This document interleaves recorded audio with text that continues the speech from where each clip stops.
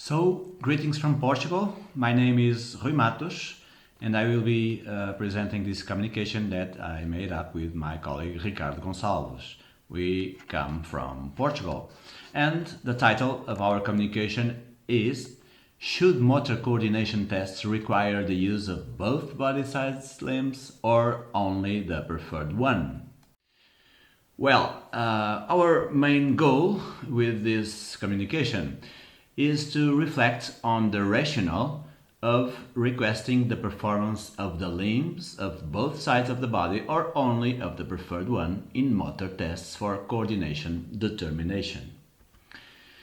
So, for instance, should we use just one side like this or and the other side also? So, should we do the tests on the left side and or on the right side of the body? Our method was, so we went to look at two widely used batteries, motor batteries for coordination determination and motor coordination issues that are MABC2, Movement Assessment Battery for Children, 2nd edition, and BOT2, Breuning-Sozarewski Test of Motor Proficiency, 2nd edition. And we analyzed those two batteries to identify if they would request the referred performance of just one side of the body or from both sides of the body. It's not the first time that these batteries are compared, but we think that this is the first time that they are being compared on this particular point of view. So, what are our results? What did we find? So we found that MABC requires subjects to perform some of the tests with left and right limbs independently, being the global score result from their combination and not from the best side performance only. Furthermore, this request does not appear equally in all MABC2 tasks. For instance, subjects shall draw a trail with their preferred hand only, or throw a beanbag to a target with their preferred hand also only, but otherwise they must place pegs and insert coins with both, one at a time, hands, and stand or hop, depending on their age range, on right and left feet, one at a time, as you can see here. Oppositely, on BOT2, dribbling a ball with alternate hands seems to be the only test where both limbs are required to execute the same function. However, unlike MABC2, this happens in one composite task, not on an independent limb performance. Some BOT2 tasks also require bilateral simultaneous coordination, and you can see here with this example of balancing, it's the same task, but on MABC they have to be assessed, evaluated on both legs one at a time, and on BOT2 they only are assessed on their preferred foot. What are the implications of each option? So, when we have both sides assessing, we have a broader coordination picture, of course. When we just have one side being assessed, we have a narrower perspective.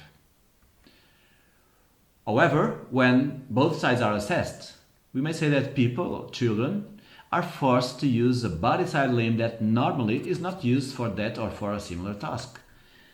And when it's only the preferred side being assessed, we can say that there is respect for laterality. Finally, when both sides are assessed, well, that may imply that that's good. Why? Because depending on situational dynamics, both side limbs used may be required. For instance, if you are thinking in the future of a handball goalkeeper, sometimes they have to defend one foot or to the other depending on the ball trajectory. But if we think of one side only, maybe this is more naturalistic, because in most cases, not all, but in most cases, choice is possible. We write with one hand, we don't have to write with both hands normally. Well, at the same time, what do we know? We know that there is a higher prevalence of left-handedness or left-handers among individuals with several conditions, for instance DCD, developmental coordination disorder, than in the general population.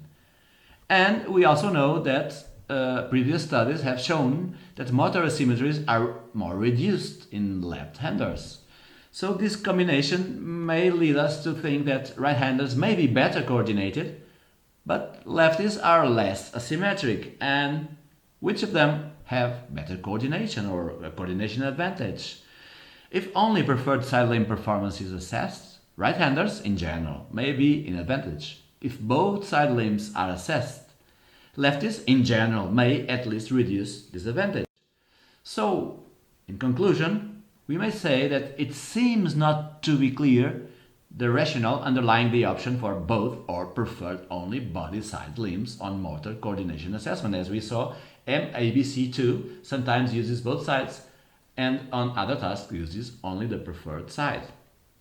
And from a motor developmental and philosophical perspective, and taking in mind the process of lateralization, we believe that the need or even the validity of requiring two body sides performance on coordination determination should be further discussed. For instance, if we think that a left-hander may have 20 points with the left hand and 18 points with the right, and that a right-hander may have 25 points with the right hand but only 10 with the left, which of them is more coordinated? And this has implications if we are assessing just one side or both sides. So this is our point for beginning a discussion about the theme. Thank you very much.